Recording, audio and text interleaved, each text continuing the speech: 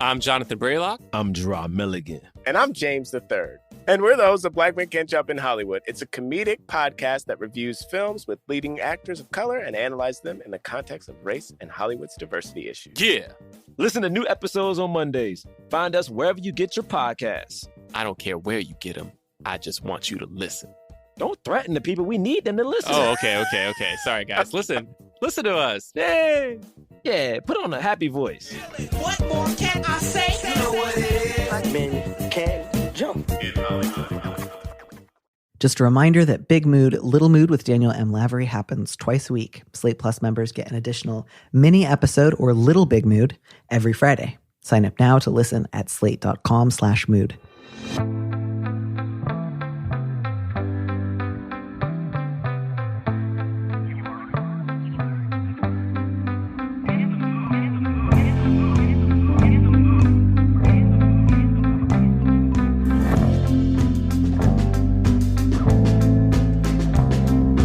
Hello and welcome back to Big Mood, Little Mood. I am your host, Danny Lavery, and with me in the studio this week is Kaitlynn Bartley, a higher education professional working in residence life in the greater Boston area, and Nicole Fusco, an epidemiologist who was lucky enough to get a sister-in-law who talked their way into being guests on her favorite podcast.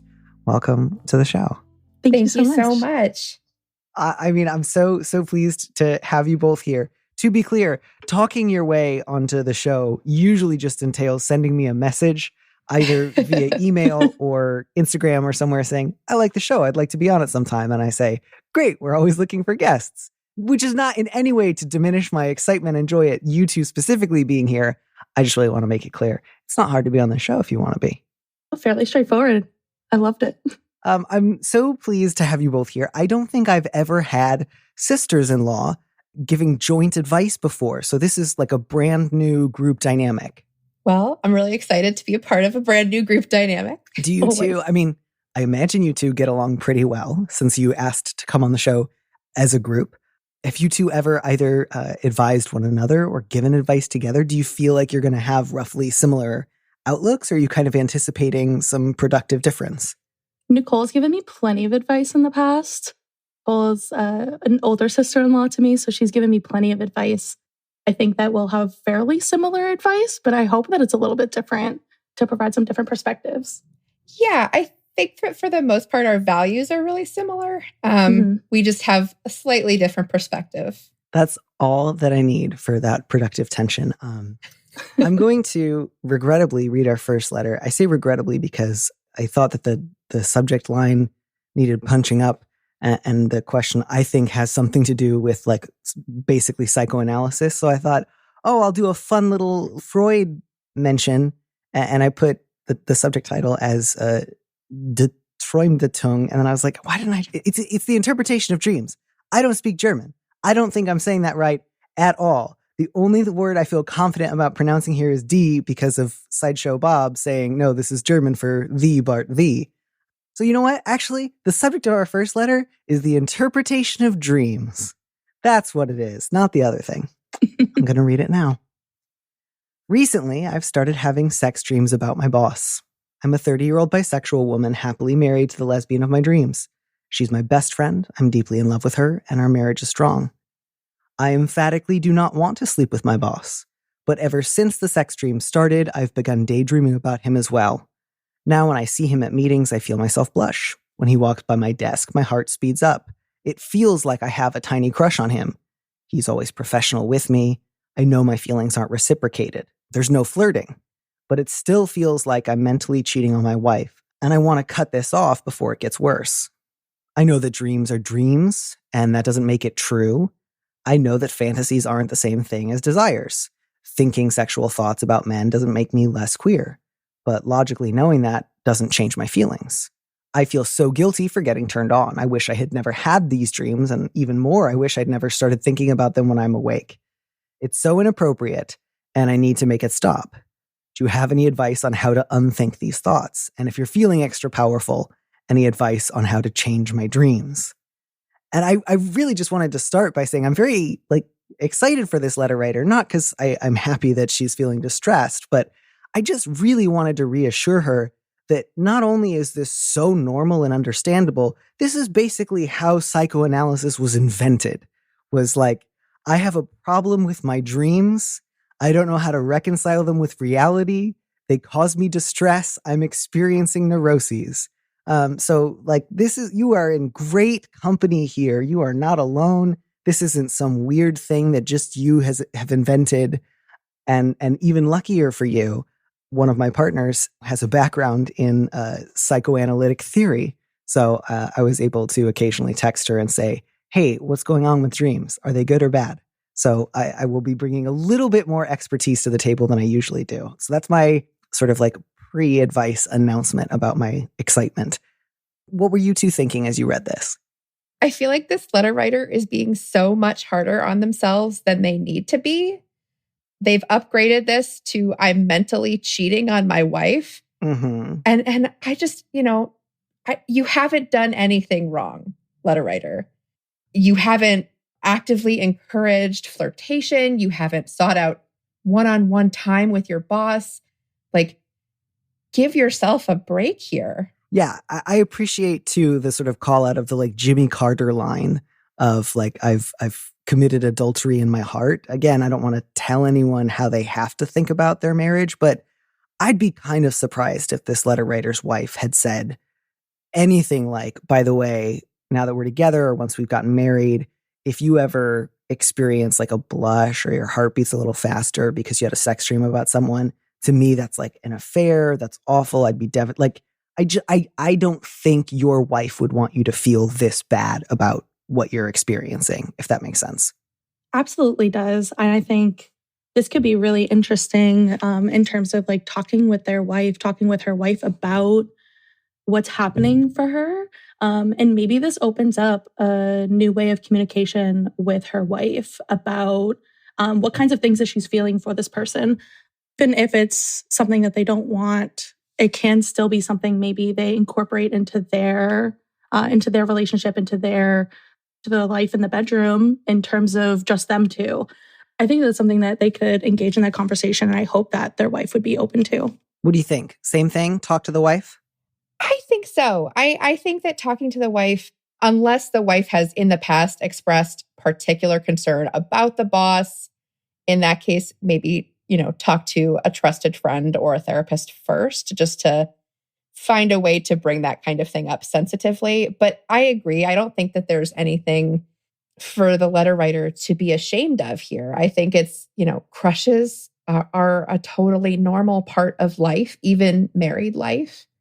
And even in sort of undesired crush, that kind of thing happens. And I would be surprised if your wife has never experienced a crush of her own. Yeah, and I realize there's a sort of tension here because to the letter writer, at least, it feels like there's a really important distinction between, presumably she's had crushes in the past, and the distinction that she feels here is, I didn't feel like I one day consciously noticed something about my boss that led me to develop a crush on him. I felt like the dream caused this. I feel like the dream brought this external reaction that I can't control or help. And it feels like it's getting bigger, but not in a way that I at least feel like I can take ownership of or responsibility for. And again, I don't think this is something that the letter writer needs to be taking responsibility for in the sense of, wow, you're playing with fire here. You're really like getting close to cheating on your wife. You seem like you really want to. So I think it might be helpful. I want to refer to my conversation with Grace and Lily, which was really, really fun. Because Grace's first response was, well, the good news is you probably don't want to sleep with your boss, but the bad news is you probably do want to hurt your wife. And for whatever it's worth, Lily's advice was, I think you should sleep with your boss and leave your wife, which I don't think you should do. And I think she was being a little bit lighthearted. But I thought that was really interesting. Grace had also talked about how it seemed noticeable to her that the dream is not so much creating and nurturing a form of pleasure, so much as it is creating and nurturing a particular form of guilt. Like what this dream is bringing into your life is guilt about proximity to this guy, guilt about feeling helpless in the face of a physical reaction to someone else, and guilt about your own relationship to the idea of being less queer. So again, none of this means you have to take this and say, this is what my dream means. I just think it's sort of interesting. And I was glad that Grace brought that up. This sounds frankly less like a lot of fun sex dreams and more like an upsetting series of guilt dreams. And so obviously, I think it might be worthwhile to talk through, not necessarily with your wife. And the only reason I bring that possibility up is because I kind of worry the letter writer might feel like I need to go confess this to my wife as something I've done wrong and that's really big and bad and awful. And that might give her wife, I think, like a mistaken impression that this is more than it really is. So I would actually probably encourage this letter writer to talk about it first, either with a therapist or just like a friend with good boundaries who understands the difference between like this kind of upsetting recurring dream I'm having versus I'm like this close to having sex with my boss and I want you to keep it a secret from my wife. And then maybe you could talk about it with her a little bit further down the road, but not necessarily when you're in the middle of it. Again, that's only if you worry that you would feel really upset or distressed. It might help to talk it through with someone else first, and then you can talk about it with her later if you want. But you also don't have to. It sounds unpleasant and distressing, but you're not doing bad things. This isn't bad or weird or something that makes you different from other people. I've certainly had sex dreams about people in my life before that felt like it had legs, like it didn't just immediately vanish. And I didn't feel like, oh, I have this new conscious, ongoing, permanent attraction to that person now, so much as like there's a weird tension or frisson here now, and I don't really know what to do with it. I agree completely. I also think journaling could be a great place to start if you don't have somebody that you can talk to. I also think proper sleep hygiene is something that's really important. So either kind of sleep meditations before bed, making sure you're going to bed at consistent times, things like that can also help curb those kinds of dreams that are related to the guilt or related to anything. Those can really help kind of bring down the level of dreaming that you're having. I interpret my own dreams and I have a dream journal. And that's something that I found has helped me keep my dreams down when I'm having periods of stress. Yeah, I think that's a really lovely idea. And I think journaling, especially about dreams, is often really useful and productive because it's just asking, what does my conscious mind think about my unconscious mind? And there's a lot of different interesting areas you can go with that. And again, it's not about solving the riddle so that the feelings totally go away. It's about understanding yourself better and shaping the story that you tell yourself. I will wrap up because I don't want to just like read texts from my wife to advise people. But I really did appreciate, she had mentioned, Freud says the quickest way to figure out what a dream is about is to ask the patient what it is definitely not about. So that might be a potential question for you to like journal about. Like, what do I believe this dream isn't about? You can kind of go down the list of what you think isn't there and kind of take a look at that and see what jumps out at you. But then she also said, if this were somebody I was talking to, I would probably ask some follow-up questions about any pressure, whether like implicit or explicit, that she has felt to conform to her wife's understanding of herself, kind of in the hopes of activating some of the more negative latent content in the dream. And then she said, although as we all remember, I dropped out of psychoanalysis school, which is true. She's not a psychoanalyst. And I think that might be really useful. Again, here, it seems like the big question of the dream is, what if I hurt my wife without wanting to? What if I betrayed my wife without wishing to do so? What if I had an involuntary reaction to a man in a position of power that by definition hurt my wife, even though I didn't choose to? And to me, that suggests the possibility that there's some unspoken fear here. Again, not that your wife has been saying, I want you to feel bad about being bisexual, but I just noticed that was one of the first things you said about yourself in this letter was, I'm bisexual, I'm with the lesbian of my dreams. And like literally the lesbian of my dreams, even though right now the figure in your dreams is your boss, not your wife, not a lesbian. And again, none of this means you secretly don't like your wife, but it is, I think, really human to at least sometimes imagine or express unconscious forms of resentment about fantasies of hurting or betraying someone. That's not the same thing as saying you don't really care about someone or you want to do that. It's just as human as thinking about opening that, door on airplanes with the big red lever when you're waiting in line for the bathroom. You know the one I mean? Oh, absolutely. Every time. You're not going to do it, but you think about it. But yeah, I think it's just, again, without judgment and without like self-recrimination, to just sort of ask some questions about, why might I be thinking right now a lot about this fear I seem to have of hurting my wife without wanting to? And what can I, what can I do with that? Again, none of this means you got to solve it tomorrow. All that's happened is you've experienced some like low grade physical reactions to this guy's presence. You're not saying, I'm worried I'm going to say something wild or I'm going to do something inappropriate. It might feel uncomfortable, but you can just let yourself notice those feelings in the moment and say like, my heartbeat will eventually come back to normal. This blush probably feels more apparent than it looks. I don't know about you two, but I don't think I've ever seen someone like conspicuously blush more than 4 or 5 times in my whole life. No, I don't even blush. And my skin is practically translucent. I'm so pale. So I feel like it's probably not as obvious to everybody else. Yeah. So I hope this feels reassuring rather than like, don't worry, you're supposed to hate anyone you're intimate with and dream about ways to hurt them. I really don't think that's a bad thing. I mean, obviously, if every night the second you fell asleep, you dreamed about like itchy and scratchy style murdering your partner, that would be very distressing for all of us. But it's very, very human to have like weird impulses or momentary thoughts or anxiety dreams. I've had anxiety dreams about people I loved and valued before, and it's sometimes taken a little while to shake it off or to kind of work through what I feel like it means. But none of this is like foreshadowing or a portent or going to force you to do something against your will.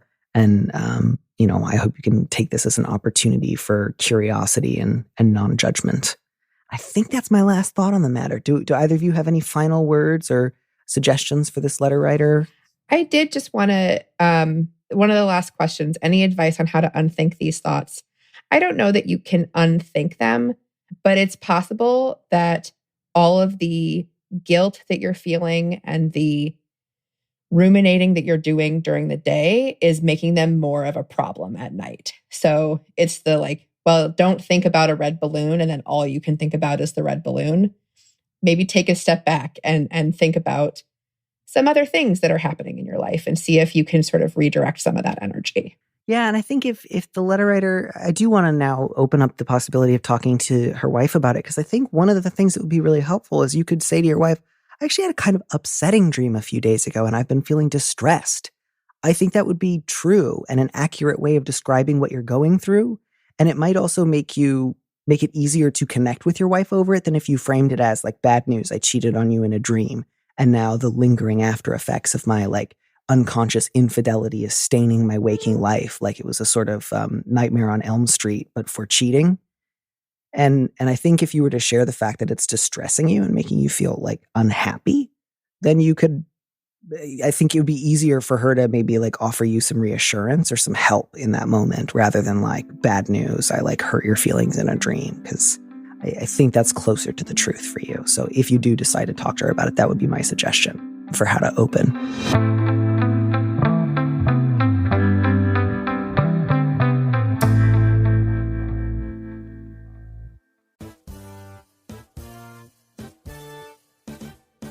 I'm Jonathan Braylock. I'm Gerard Milligan. And I'm James III. And we're the hosts of Black Men Can't Jump in Hollywood. It's a comedic podcast that reviews films with leading actors of color and analyzes them in the context of race and Hollywood's diversity issues. Yeah. Listen to new episodes on Mondays. Find us wherever you get your podcasts. I don't care where you get them. I just want you to listen. Don't threaten the people. We need them to listen. Oh, okay. Sorry, guys. Listen to us. Yay. Yeah, put on a happy voice. What more can I say? You know what it is. Black men can't jump. Hey everybody, it's Tim Heidecker. You know me, Tim and Eric, Bridesmaids, and Fantastic Four. I'd like to personally invite you to listen to Office Hours Live with me and my co-hosts, DJ Doug Pound. Hello. And Vic Berger. Howdy. Every week we bring you laughs, fun, games, and lots of other surprises. It's live. We take your Zoom calls. Music. We love having fun. Excuse me? Songs. Vic said something. Music. Songs. Music. I like having fun. I like to laugh. I like to meet people who can make me laugh. Please subscribe now. This is maybe a good time to sort of pause and take stock, and strongly encourage you, if you can do so without using any identifying details, maybe telling us some of the wildest conflicts you've ever had to negotiate in your time at Residence Life. Definitely I can.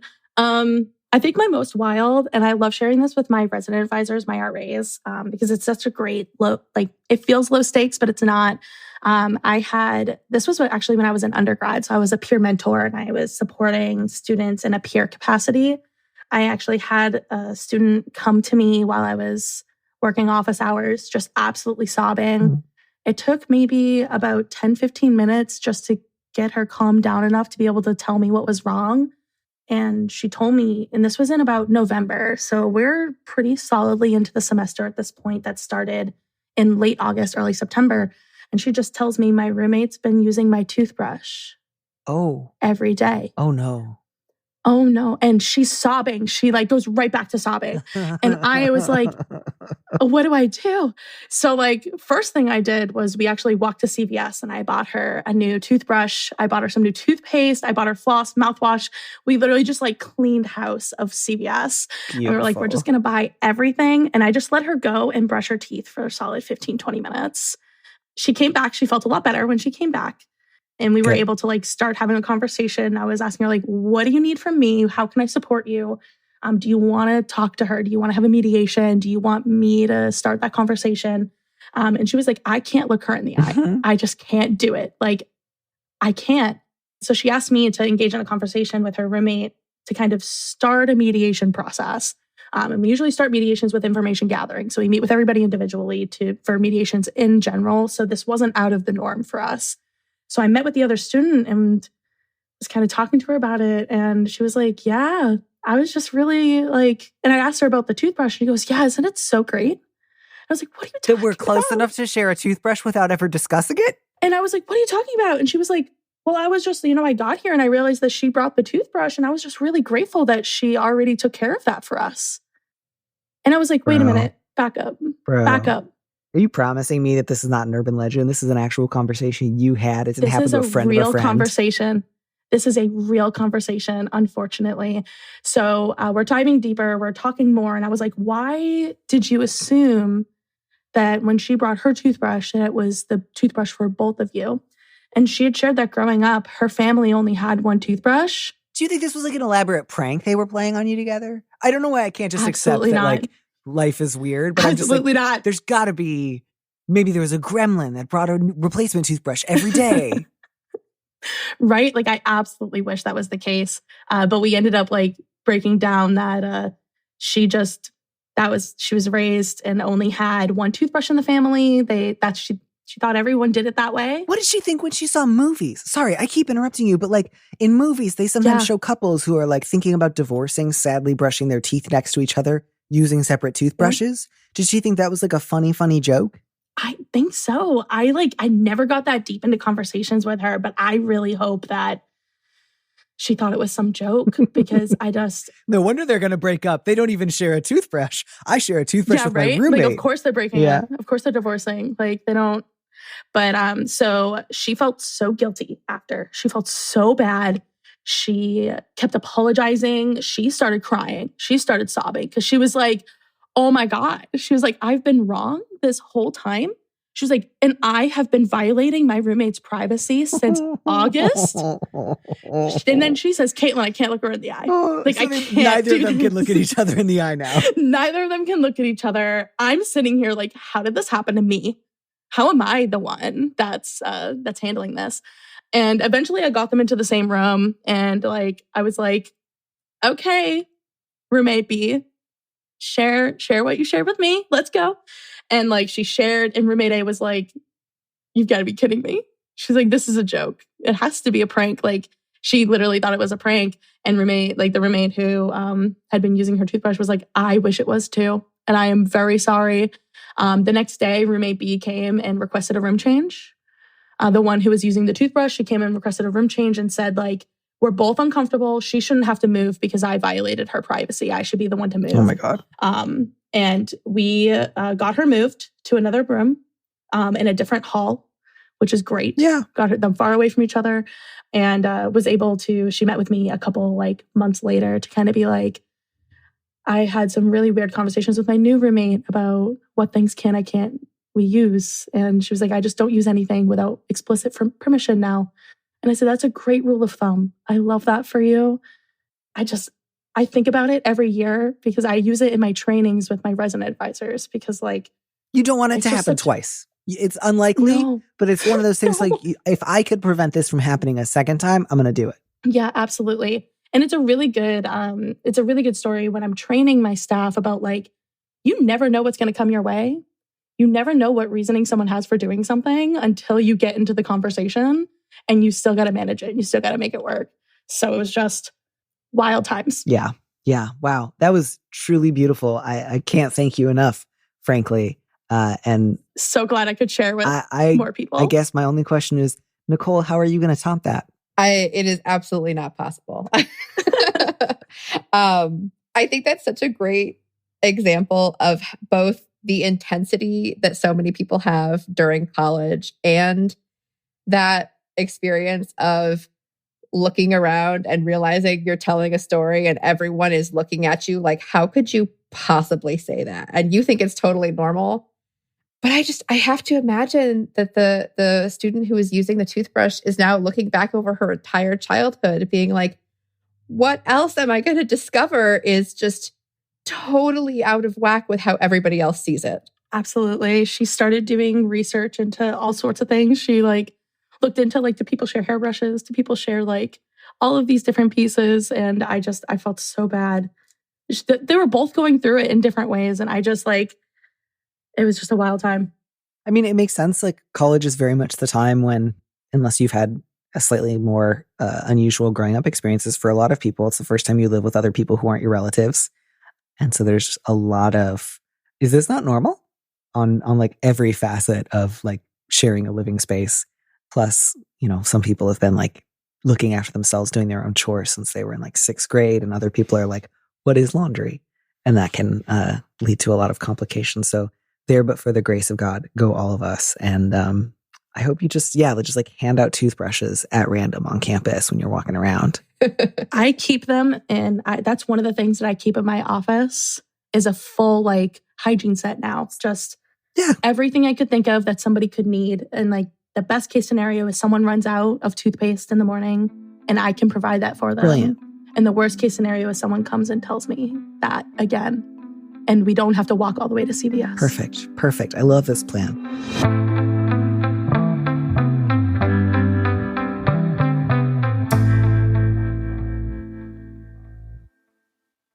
Well, I think we're in a good, strong, emotional position to answer our third letter, which is someone who needs help with socialization. And I feel like we've got a good foundation to start with, which is everyone gets their own toothbrush. And also, how do you help the person who mistakenly used other people's toothbrushes so that they can continue on? So that's a good founding principle. Nicole, would you mind reading this letter? Absolutely. Subject, need my social sea legs. I am a queer person in my late 20s with a bad habit of isolating myself. That started before, but was certainly made worse by the pandemic. I finally started to go out and meet people again. I've gotten involved in some local organizing and have been attending reading groups, fundraisers, and actions. It's stressful to be around so many people so suddenly, but also very fulfilling.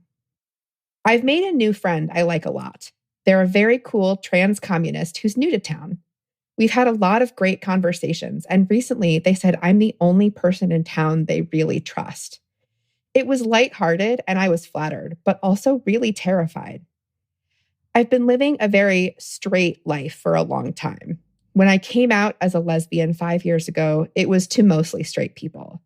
When I came out as trans 3 years ago, it was to exclusively straight people. And when I started HRT last year, it was without the guidance from trans people aside from the written guidance I seek out online. Sometimes it feels like because of those social failures, I should not seek out other queer and trans people lest I cause more pain. I know about a lot of the queer events and spaces around my city, but have not attended them. I try to be honest about my lack of experience, both in organizing and being in a queer community. But I still get this feeling that my new friend assumes I'm more experienced and knowledgeable than I am. I don't want to lead them on, but I'm also very embarrassed by how much I've hidden from the local queer scenes. I take their trust seriously and I want to be worthy of it. Is there some way to communicate my isolation and inexperience without coming across as pathetic and antisocial? How do I stop feeling like/being a fraud? I really felt for this letter writer. Did you two have a strong sense of what they meant by cause more pain? That line really struck That me. hit me. I was really confused. I mean, the tenor of the letter is, by mostly being friends with straight people, I was doing something wrong, which I already feel bad that they were feeling. But it genuinely made me worry that they think that coming out to mostly straight people was something they did that like hurt other gay and trans people. And that just feels so out there. I wanted to make sure that that was your reading too. And I don't mean to say out there like, wow, this wacky letter writer. I just like, they're being way too hard on themselves. And I just wanted to make sure there wasn't another reading that I was missing. Did you also think it was like, I did something wrong by coming out to straight people? I did a combo of I did something wrong by coming out to straight people, and I have harmed the queer community by not being more involved in it. Yeah, which I really hope no one has said to you. But even if it's just you saying this to you, letter writer, I realize it's difficult to just say to someone, hey, feel better about yourself. But it sounds like part of what goes along with what you call this bad habit of isolating yourself is maybe a corresponding habit of getting really angry with yourself for that isolation, blaming yourself for that isolation, and attaching like harm to it, as if by being isolated or depressed or sad, you are hurting other queer people by like failing to give them your company. And I just want to say that is so far removed from the truth that I'm a little bit worried. Again, not like, wow, you're really messed up. Just like, that's a really cruel thing to think of yourself. And I really want you to get some good, honest, realistic feedback, ideally from a mental health professional, as well as some other people in your life, that is not the case. And that knowing a lot of straight people, or like not having yet made a lot of trans friends, is not something bad or wrong that you did that you have to make up for now. Absolutely. And I also want to say that your friend who has said that you're the only person in town they really trust. And I think that right there is some of that honest feedback. I don't think they would say that to you if you hadn't been a good, supportive friend to them. And that doesn't have to be shown by being involved in every queer reading group in your city. It can be shown just in your friendship with that person. So I think that you're already doing a good job of being the kind of person it sounds like you want to be. Yeah. And, you know, I would maybe be a little bit more concerned about that statement but it's, the letter writer says it was lighthearted. Like if somebody like comes to you in dead of night and like whispers like, I trust no one in town except you, either you live in a really messed up town or this person is doing some weird forced teaming. But it sounds like lighthearted, kind, fun. And I just really want the letter writer to let themselves feel like this is allowed. It's good. It's nice. This person trusts me. I'm making a new friend, particularly a new trans friend, and that's good. Absolutely. And I think it's really, when I was reading this letter, one of the things that I thought of was, wow, this is such a beautiful experience that you get to have with this person. Like, if you want to be involved in more queer reading groups, or you want to be more involved in queer events that are happening around your city, and you're looking for someone to go with or a reason to go to them, it sounds like you have one. And it sounds like you have a really beautiful experience to get to experience these things with someone who trusts you and someone who you trust. And I think that that can be really amazing for you to get to do these things if you want to. I also think it would be okay if you didn't want to experience these things. But having someone that you can connect with in this way sounds like it could be really good for you. Yeah, I really just want this letter writer, if nothing else, to just know these were not failures. This was not pain that you caused the community. This was like loneliness and isolation that you suffered. And it's a really good thing that you are getting to spend more time with people generally, and also with cool trans people specifically. I want more of that for you. You don't have to apologize or atone for having been isolated in the past. That's not a knock against you. And hopefully no new queer or trans friend you make will ever suggest that that is the case. Absolutely agreed. I think when I think about the question that this letter writer asked, and how do I stop feeling like / being a fraud, I think that's so difficult, and it's such a struggle to really try to get there. And I really say to myself a lot, and I do this a lot professionally as well as personally, is really just, unfortunately, I fake it till I make it sometimes. And sometimes even just looking in the mirror and saying, I am not a fraud. Like, it is okay that I am the person that I am right now. And I've had the experiences that I had. And I think that that can be a step. But I don't know. What do you both think? Did you have any advice for how to help this person stop feeling like they're being a fraud? I really wasn't sure how to support this person. Yeah, because fraud just felt, again, so not the word So here. harsh. And so I think maybe a more helpful way of describing it, letter writer, might be, I'm not sure how much I want to share with this new friend the loneliness and isolation I've been experiencing over the last few years. Maybe in part because I don't want to put too much pressure on them as one friend to make up for lots and lots of others. That, I think, is an understandable road to want to walk carefully. But the fact that you haven't had a lot of gay friends before, it doesn't subtract at all from your own outness. And again, I think it might even help to just remind yourself, you say like, I don't want to lead them on, but it's like, you did come out as a lesbian 5 years ago. You did come out as trans 3 years ago. You did start HRT. Those are all real experiences you have had. Just because they happened in a mostly straight context, the other people who heard you do it happened to be straight, doesn't mean you didn't do them, and doesn't mean they were made up.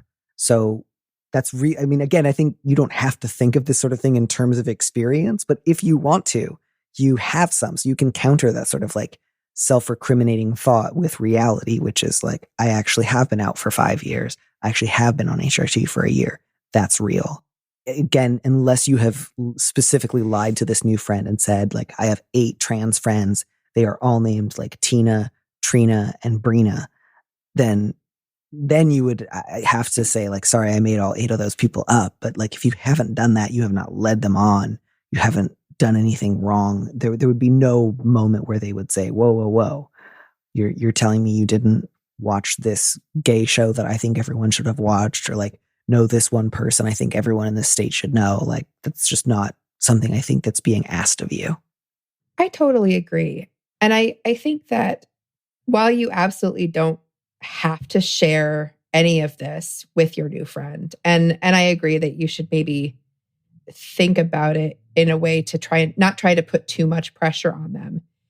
You ask, is there some way to communicate my isolation and experience without coming across as pathetic and antisocial? I think there absolutely is. I think that you can, for me, about how you approach the conversation, instead of sitting down, okay, well, I have something big to confess, or I have something I really need to tell you. I think that it can be smaller than that.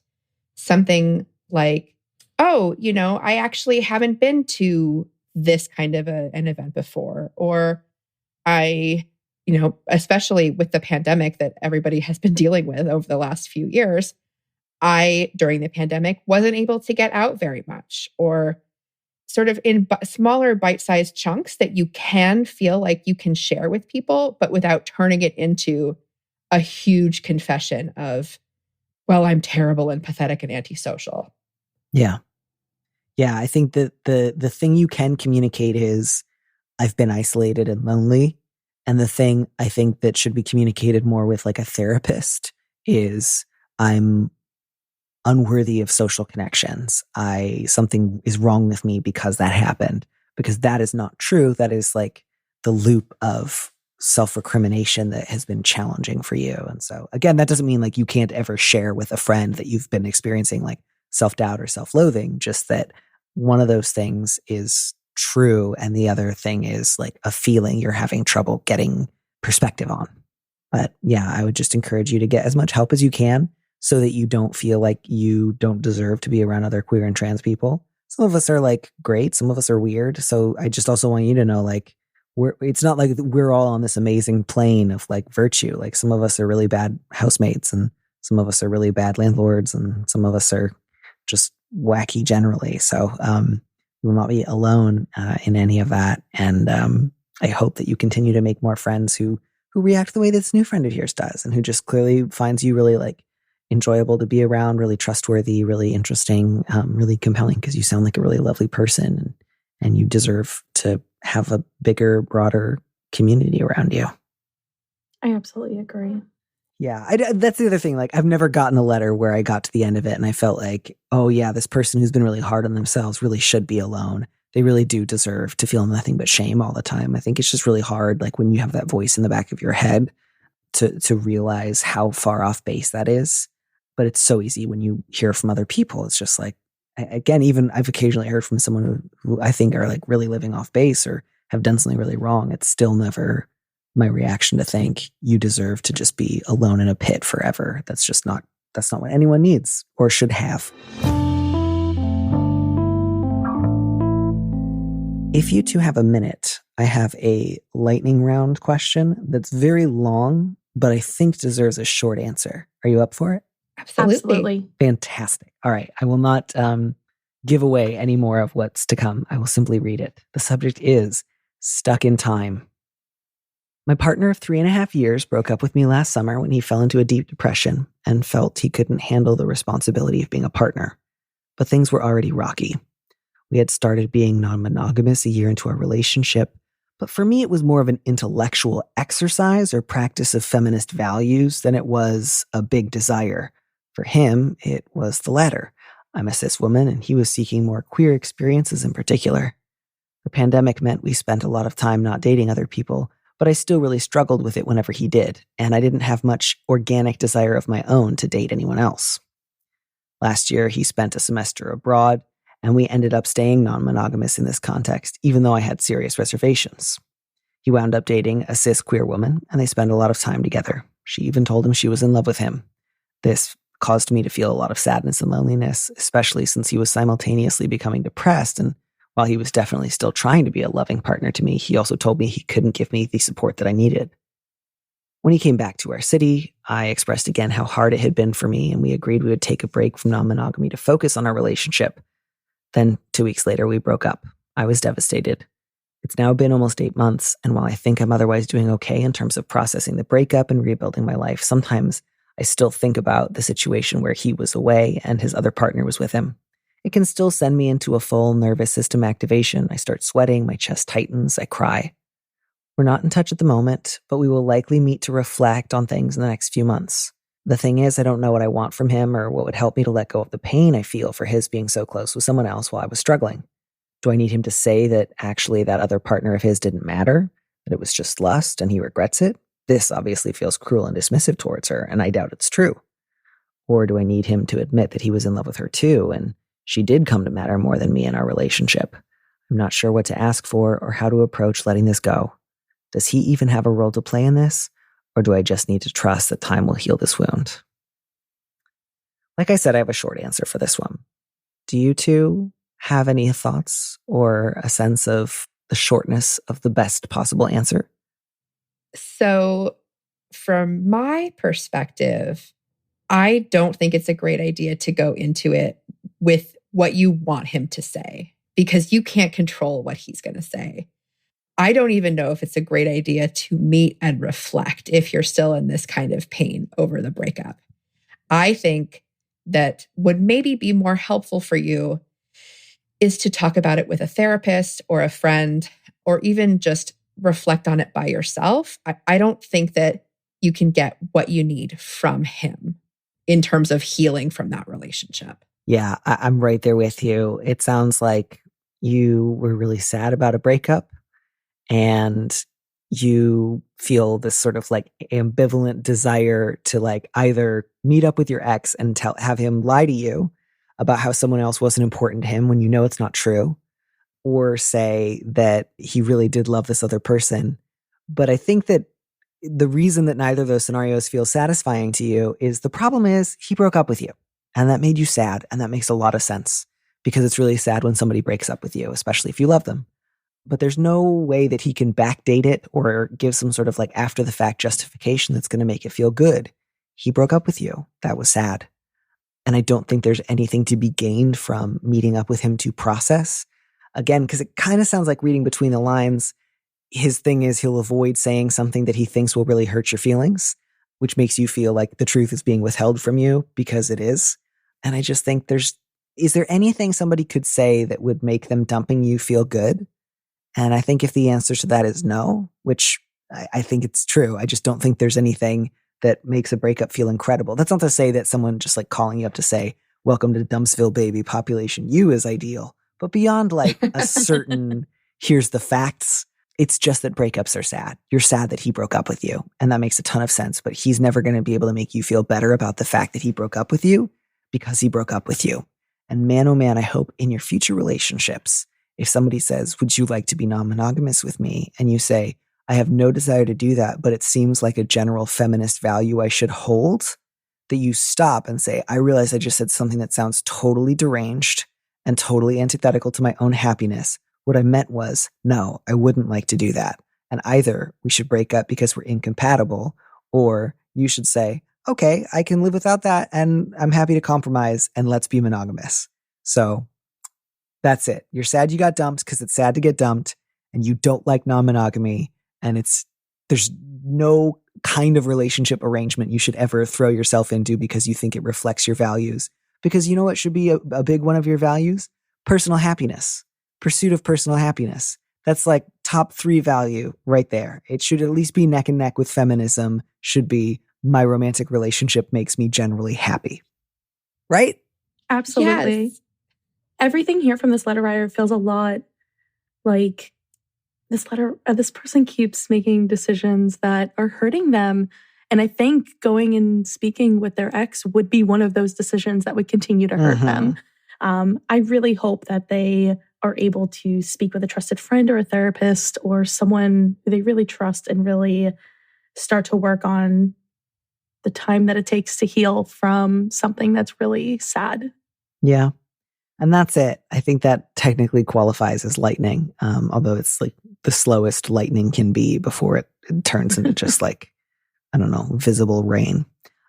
Thank you both so much for coming on the show. I hope you really enjoy continuing to be sisters-in-law. It sounds like you're pretty good at it. We are fantastic at it. We really are. And, you know, when I married my husband, I had no idea that the sisters-in-law that I was going to get were going to be this fantastic. It was something I had not even thought to ask for. So I definitely consider myself lucky that I got the ones that I did. Well, I'm very, very happy for you both. And I hope that we can get you back on the show, potentially with even more of your in-laws, and see how many members of your extended family we can get on the show before it gets really unwieldy. We're a pretty unwieldy bunch. So I think not too many more.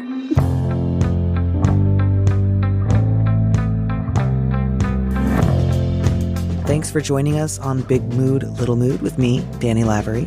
Our producer is Phil Surkis, who also composed our theme music. Don't miss an episode of the show. Head to slate.com/mood to sign up to subscribe, or hit the subscribe button on whatever platform you're using right now. Thanks. Also, please leave us a review on Apple Podcasts. We'd love to know what you think. If you want more Big Mood, Little Mood, you should join Slate Plus, Slate's membership program. Members get an extra episode of Big Mood, Little Mood every Friday, and you'll get to hear more advice or conversations with our guest. And as a Slate Plus member, you'll also be supporting the show. Go to slate.com/Mood Plus to sign up. It's just $15 for your first 3 months. If you'd like me to read your letter on the show, maybe you need a little advice, maybe you need some big advice, head to slate.com/mood to find our Big Mood, Little Mood listener question form, or find a link in the description on the platform you're using right now. Thanks for listening.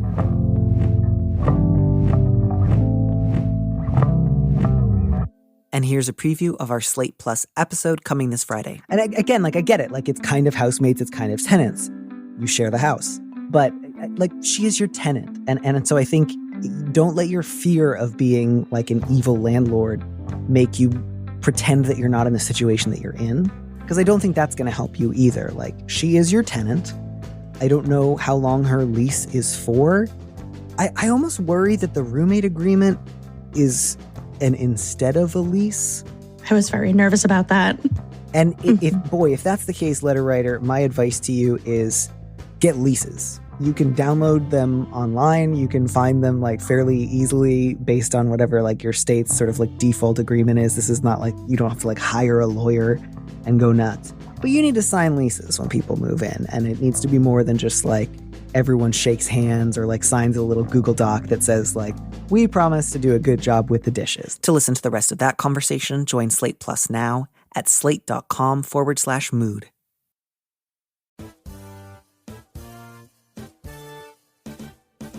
I'm Jonathan Braylock. I'm Dra Milligan. And I'm James III.